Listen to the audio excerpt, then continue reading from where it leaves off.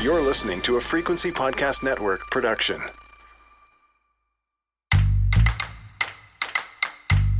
Hey, Jordan. My girlfriend and I both work in creative fields, and we currently don't have any kids, and we're both pretty good at taking care of money. This is a letter from Jeremiah. That's a pseudonym. It's one of our producers reading his letter. Both of us have lived in Toronto for most of our lives, and we've seen the price of real estate skyrocketing to just crazy levels. And we're honestly starting to worry if getting a home in the city we love is even possible. We've read stories online about people pooling resources to purchase property together, like 2 or 3 families purchasing a house, or several generations of a family opting to live together under the same roof. I'm wondering if that could even be a viable path for homeownership for us, and what financial considerations should be made before entering into one of these co-ownership agreements. It is a great question, and honestly, an idea I'd never even considered. Co-ownership is almost exactly what it sounds like. People combine their resources to purchase a home, which they own and maintain as a unit. Homes in cities like Toronto and Vancouver and, hell, basically every city in the country right now have become not just expensive, but out of reach for so many people. In fact, a recent Canadian survey found that more than 60% of those who don't already own a home have already given up on the idea of ever owning one. So, like Jeremiah, a lot of people want to know, is co-ownership a good option in this economy?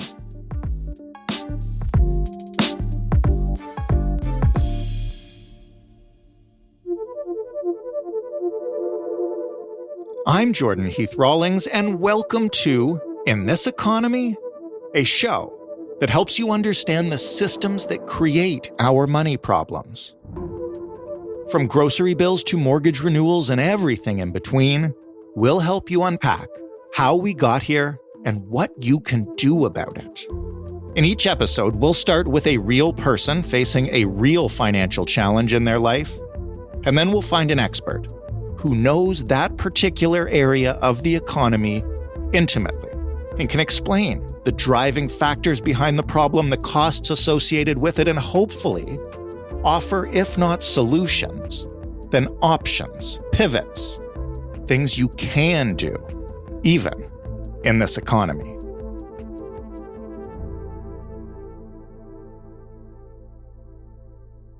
When Jeremiah says that owning a home seems out of reach, he's not wrong. At this moment, in this market, it is rare to feel otherwise. 1.3 million renters in the city who have credit scores of 680 or above and are making over $65,000 a year actually can't afford to buy in the city. That's Parimal Gosai, a Toronto real estate professional who specializes in facilitating co-ownership sales. We have a housing crisis. The doom is not that this is going to fall apart, but that it's a go-kart out of control. And nobody is willing to stop it because there's too much money to be made. And that's his business partner and fellow Toronto real estate expert, Leslie Gaynor. Together they founded Housemaids, an app that connects folks who are seeking partners in real estate co-ownership. And they're right. We've been in a housing crisis. At this point, it's hard to remember a time when the word housing wasn't followed by the word crisis. Prices have soared 23% in the Greater Toronto area in the past year. Minimum wage workers all across Canada are losing ground in the struggle to afford rent. High interest rates and labor shortages are slowing the construction of new rental homes at a time when we need to build more to meet looming demand. Here's Leslie again. I think one of the biggest mistakes we made was long ago when we started to financialize homes and home ownership. And we took it outside of the realm of it being a necessity to a property value and allowing people just to amass wealth. And then in addition to that, we started to use it as a vehicle for pension funds, for real estate investment trusts, for the world of wealth building outside of the individual. And once we start that system, the lending system, the interest rate gathering, all of that, we end up creating a system that became very financialized. Where did we miss the boat on that? Was there a chance where we could have done something, and here I obviously mean governments at the provincial or federal level, where we could have done something to mitigate that kind of approach to housing and real estate, but we didn't? My gut tells me that had we kept it out of the hands of the money-making machines. So, for example, as soon as it became clear that property was going to be a big moneymaker, we allowed developers to come in and there's no competition. We couldn't compete with them. We allowed, the real estate investment trust funds to come in and buy up swaths of property. We made policy decisions that took down small 6-unit, 8-unit, 10-unit, rental units and demolished them and allowed for big residential. We did not protect our rent geared to income. We did not protect, any of the systems in place that allowed people to coast in a low income economy where wages were not growing at the rate of everything else. Yes, on a federal level, there are the lip service being given to housing. But when you look at the actual decisions that are being made, they are not impacting the need for purpose-built, affordable rental units. All of the talk about housing is great, but the decisions that are being made are not putting units on the market that are in any way controlled.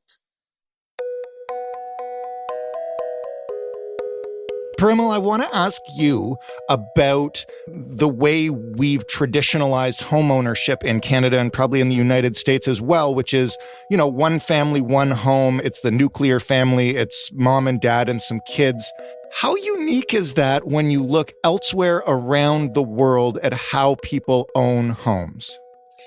That's so interesting. I love this question. I'm South Asian myself. I come from a long tradition of what we call joint family housing. What does that look like in practice? So in practice, you can actually see it in practice even right now in places like Brampton and Scarborough, in the heavy South Asian populations in and around the Toronto suburbs, where the parents who've had 3 kids, let's call them sons, because traditionally the sons live at home. They go back to India, marry their wives. The wives come and live there. The children all grow up in the same household.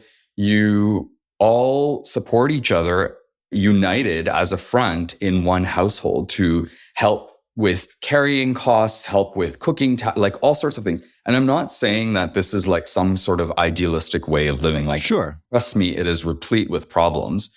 But this notion that everyone has to find the person they love, and then they have to buy a house with that person they love, and they have to raise kids with that person they love in their white picket fence in the suburbs somewhere. That notion doesn't exist amongst most South Asian people and people from other cultures. In fact, if you look at Portuguese and Italian cultures here in Toronto, they've been doing that for a long time as well. So there are lots of cultures and examples where housing isn't this isolated act that one must have to do or a measure of success. Your success can be defined as a group.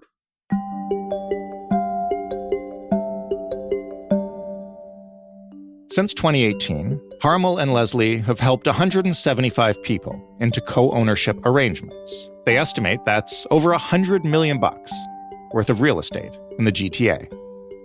How we've positioned it is a bit of a dating app for people who want to own housing together. Housemates is actually quite similar to, let's say, Tinder or Hinge. First, you create a profile, and then you browse the site comparing potential co-owners in your area. When you see someone you like, you know how this works. You show interest by hitting the match button on their profile. And if the interest is mutual, you start chatting about a potential partnership. If people are willing to do this with friends and take the risk of getting into debt with friends or family members, Why can we not make the jump to strangers if we have the right technology in place and all the right measures in place? And often, actually, we get the response of, I would totally not do this with my brother or sister, but I would absolutely do this with a stranger because I want to protect my family relationships. But when I get into a co-ownership relationship that reflects more a partnership or a shareholders agreement that has clearly defined parameters, I feel more comfortable. The world of wealth building does this all the time. I mean, companies get together and bring on shareholders. It's not like you're not in relationship with all of these people who you are investing your money with. The parameter here that stretches people's brain cells is you have to have relationships coded by an agreement, but you might have to interact with somebody on some level.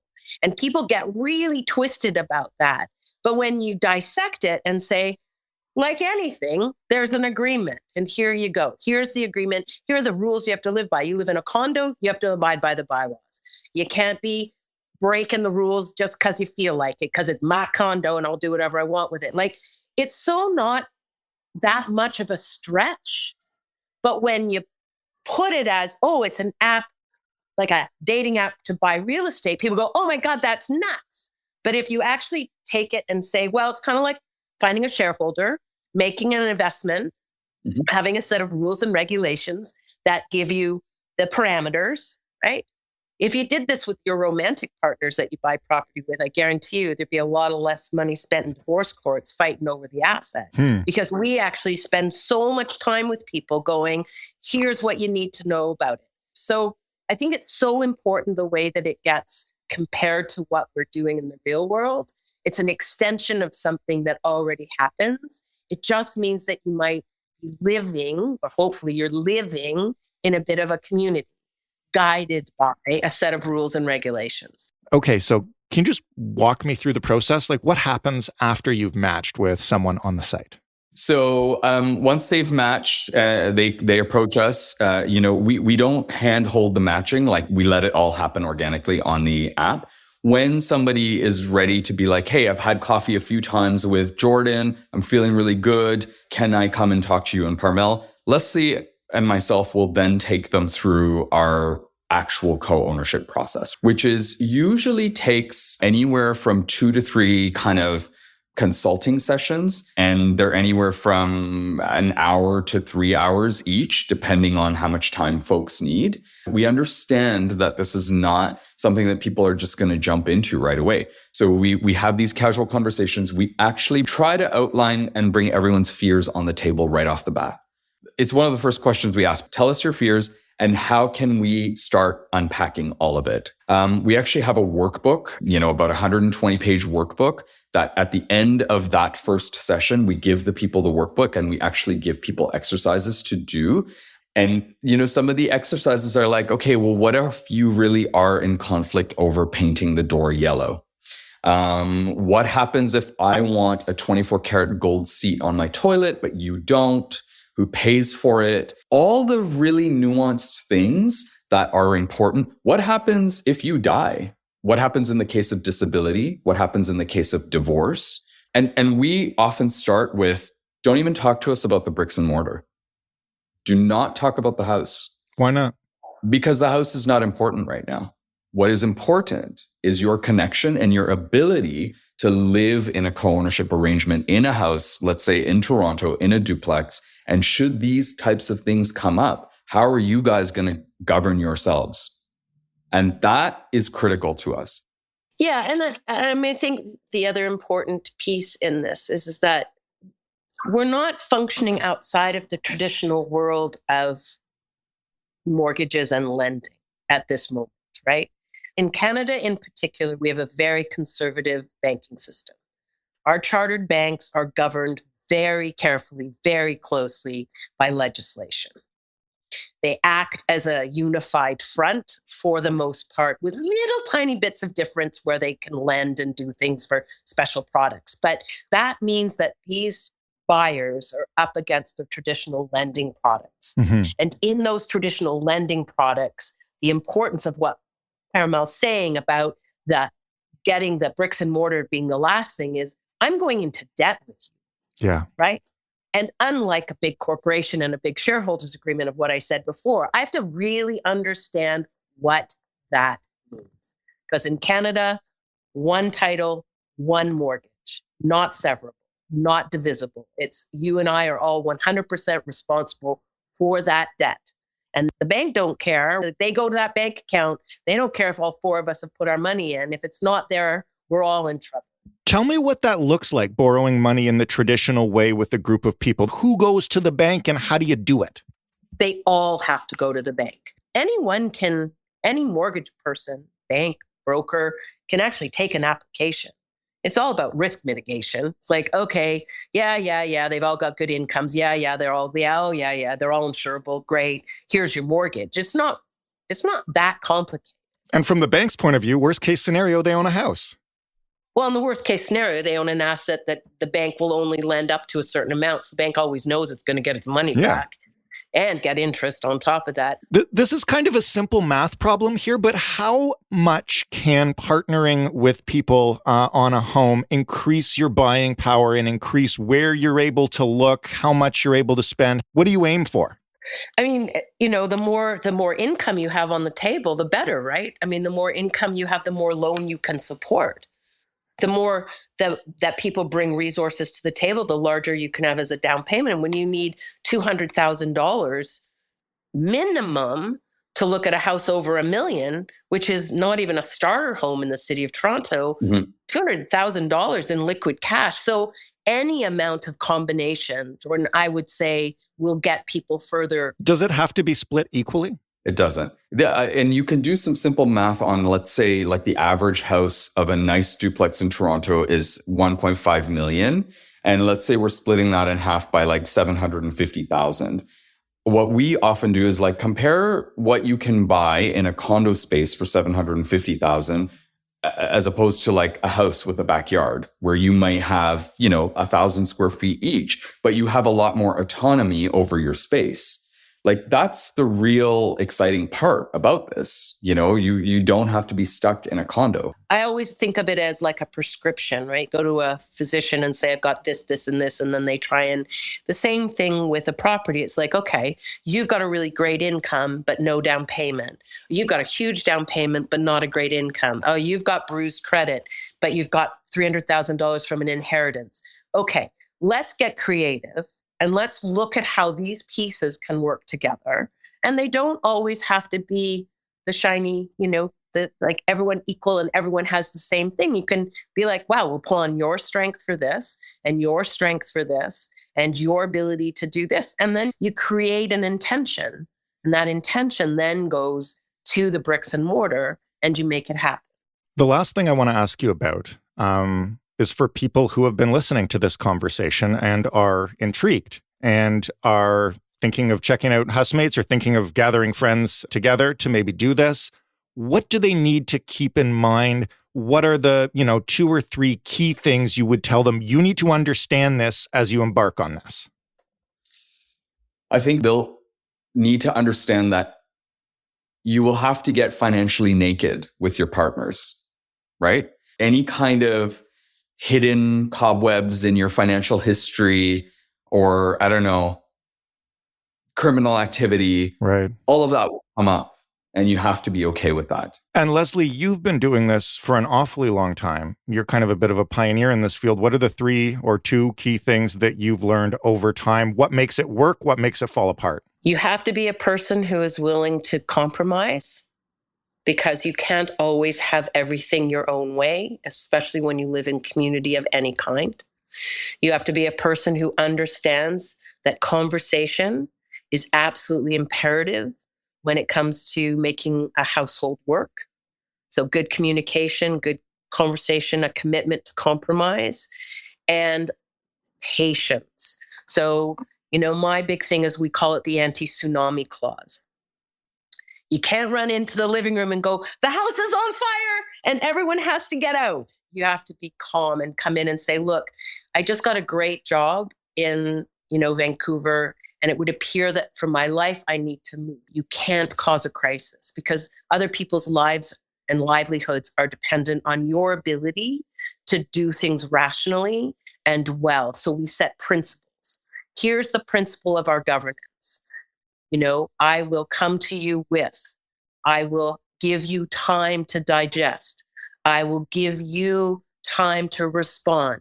I will give you time to strategize. So that's why, as Farewell says, it's so, so important that the bricks and mortar are the thing that kind of comes at the end. It's the end of the train. All the things that you do before that will make you successful. This all sounds great in theory, but does it really work for people? I mean, it is one thing to set out principles for living with a couple or a family, but does this level of preparation inevitably lead to conflict? I wanted to hear from someone actually living in one of these arrangements. My name's Craig. I'm 35. I work in public policy and government, and we have a rough household income of about $160,000. In 2021, Craig and his partner bought a house in Toronto with another couple. So we managed to find a great house in the west end of Toronto. It's a 3-story duplex with a basement. And my partner, Alex, and I share the main floor basement unit that has 2 bedrooms and 1.5 baths. And Mike and Heather live upstairs in another 2-floor unit that has 2 bedrooms. And it had a garage, but right now we are transforming that garage into a laneway house.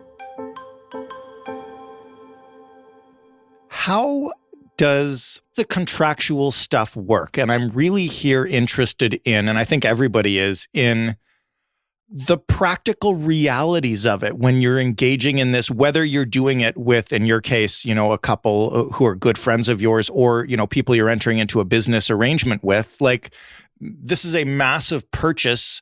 How do you sort out everything from who takes out the garbage, who's responsible for maintenance, who mows the lawn, what happens if there's an accident? Like, all that stuff would seem challenging to me. Absolutely, yeah. You have to have a lot of really deep and emotionally intelligent conversations together. In the process of, while we were looking, we went through a spreadsheet and talked through all these different questions of, what happens if someone breaks up or dies, and how do we want to handle the running of the house in different roles? And so we answered those questions as a group and then worked with the lawyer to draft our own co-ownership agreement where we lay all these things out, including what the timelines would be for selling if someone wanted to sell, and how we will handle and resolve things. So we have monthly meetings where we run through an agenda to make sure we're all on the same page and can make some big decisions together. And then we have an annual retreat to sort of lay out the vision for the year ahead and talk through any of those bigger picture issues that we want to live with, how we want to handle the house. So interesting, because Leslie and Parmal told me that, it's a lot like running a company together, and you mentioning meetings and business retreats. Absolutely. Yeah, I think that's a good frame of mind to put it in. And I think, quite frankly, these are the kind of structures and conversations that anyone who owns a house with someone else, even if it's just your partner, should be having. But it's even more necessary when there's more people at the table. And it's that open communication that has helped ensure that, any issues that arise, we're able to sort out and talk through. And we each have our own clear rules that we know that we need to handle. And that sort of structure, I think, really enables the community living to work well. Can you tell me about a time, or maybe the first time, that something came up and you all kind of realized, like, oh, shit, that's not in the contract. We never thought about that. Oh, that's an interesting question. To give examples of some of the things that have come up that have been challenging, have included like negotiating what we wanted to do with the front garden or backyard. Who wanted to take responsibility for it, what we were going to plant, how we were going to design and manage that space. There were also some conversations around, when things happen, like when our boiler went on the fritz during our first winter, and trying to navigate, who's going to take responsibility for finding the maintenance person and how urgent of a priority is it. And for some of us, it was more urgent than others. And so trying to get on the same page there and make sure that we could get that repaired and that we had heat restored to the house was also an issue that we had to work through together. What about when someone screws up? You know, you live with somebody as a partner in a romantic relationship or otherwise, and there's a whole relationship there that needs to be maintained, and it's based on a constant kind of give and take and compromise or whatever, and you know, you F up and it's, I'm sorry, honey, or whatever it is. What happens in this situation when it's a relationship that you value, but also like it's a business? Yeah, I mean, I think we all treat it as, you know, coming to each other as humans and friends first, and accepting that all of us are going to make mistakes at various points. And I think our main mindset is just trying to learn from it and live with it. And if you don't have that attitude, if you're going to be a lot more rigid and, you know, a lot less forgiving when things happen, that maybe this isn't the right model for you, because, you know, things are going to happen and you need to be prepared to roll with the punches and figure out how you're going to work together to solve the problem, instead of just spending your time litigating blame of whose fault it was. You mentioned it briefly, but before you go, I want to know about the exit strategy. Tell me what does happen legally when someone wants out. Yeah, so the way we've set it up for our situation is if one of the couples wants to sell, they let the other couple know, and that starts a 9-month clock. And in that period, the first resort would be the other couple having the chance to buy them out and take full ownership of the property. If they don't want to or aren't able to, the next step would be looking for someone else who wants to buy that share of the house, or a certain share of the house. And this would all be based off an appraisal that we get on the property's value at the time. We set 9 months as a window of giving enough runway to try those things out without handcuffing anyone too much. And if at the end of that time, no arrangements been able to be made, then the entire property gets sold and we'll split the proceeds. What happens with renovations or major changes or improvements to the property? Say you guys do renovations to your part of the property and your co-owners decide not to, and then later on you sell the house. Like, how do you divide that equity, and are there rules around that? There are. We actually invented something for our arrangement that we called major capital expenditures, or an MCE. For example, we upgraded the HVAC in the upper unit to give them some more air conditioning. For that, we actually just split the cost 50-50. But they also did some other renovations to improve the living room, to add some more sliding doors and closets and storage, which they didn't have. And that they paid for and we didn't pay for. And so the amount of money they spent on that was tracked. And what happens is, at the time of either sale or at the mortgage renegotiation, the amount of money they've spent accrues annual interest of 3%. And so when it's time to sell, the proceeds from the house they'll get paid back first in terms of the amount that they've invested to recognize that capital investment they've put in. And then the remainder of the proceeds will be split between us based off ownership. Last question. Somebody's listening to this right now. They've already heard Leslie and Parmal talk about it. They're interested. What advice would you give them? I would say the first step is to get your own house in order as an individual or a couple, and get really clear on, how much money you have, what your budget could be, and what it is that you're looking for, and get prepared to have some really tough conversations up front. Yeah, it's certainly not for everyone, but it can be a really beautiful model for being able to, quite frankly, afford a place in the city as life gets more and more expensive, but also to be able to have that kind of community and to be able to live in a neighborhood. There's a lot of folks who maybe the only thing they could afford to buy, if they're lucky enough to be able to afford to buy something, would be a condo. And that might not be the lifestyle that they want. For a lot of people, it's great, but for other people, they're looking for something different. In a few years, either we'll be visionaries or we'll look like idiots for the way we've done it sort of differently on our own. As a concept, co-ownership is not a new thing. Families around the world have been living like this for a long time, even if it seems to you like an unorthodox way to do it. But if you're in Toronto or Vancouver right now and you're listening to this show, I will ask you this. What else are you going to do to afford a nice-sized home in your city? Win the lottery? Right. So, if you're interested, here's basically what you have to do. First, sit down with your household and determine what you can afford on your own before any partners. This is also a great opportunity to think about how much time you have to contribute to a property and to think about who you might want to live with. Second, find yourself potential partners. Put feelers out to family or friends, or try the app. Whoever you consider partnering with, just make sure all parties are ready to have open conversations and are prepared to put all fears on the table. As you heard, death, illness, conflict, exit strategies, it has to be everything up front. Third, once you've agreed on some terms, get out into the market. Choose agents, choose lenders and lawyers who are familiar with co-ownership to ensure a smooth process, and go buy yourself a home. Some of you right now are still thinking, man, that sounds weird. I can't wrap my head around it. And it took a long time for me as well. It just sounds so ripe for problems.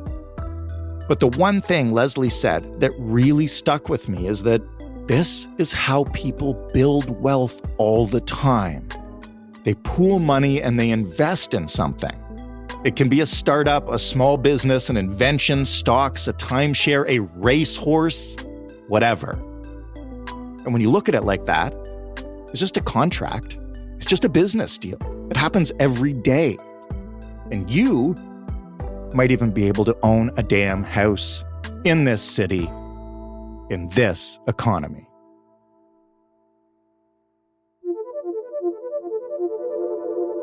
Thank you so much to Leslie and Paramal for sharing their expert knowledge with us.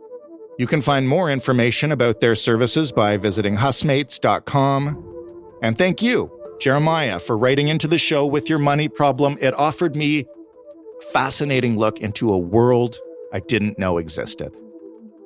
If you'd like to share your problems with us, you can email us at hello@itepod.ca, or you can call us and leave us a voicemail. The number is 416-935-5935. We don't need your real name. We do need your real numbers. You can find us on social media. We're on Instagram and TikTok at InThisEconomyPod. Thank you so much for listening to our first episode, the first of many to come. If you liked this show, if you want more of this show, if you want to share us with anybody, we would be most appreciative. You can do that by liking, by rating, by reviewing, by subscribing, by following, by doing whatever your favorite podcast app asks you to do. I'm your host and executive producer, Jordan Heath Rawlings. This episode was written and produced by Stephanie Phillips. The sound design was done by Ryan Clark and the story editing by Ali Graham. Mary Jubrin is our digital editor. Diana Kay is our manager of business development. Together, we make up the Frequency Podcast Network. Thanks once again for listening, and we'll talk to you next week on In This Economy.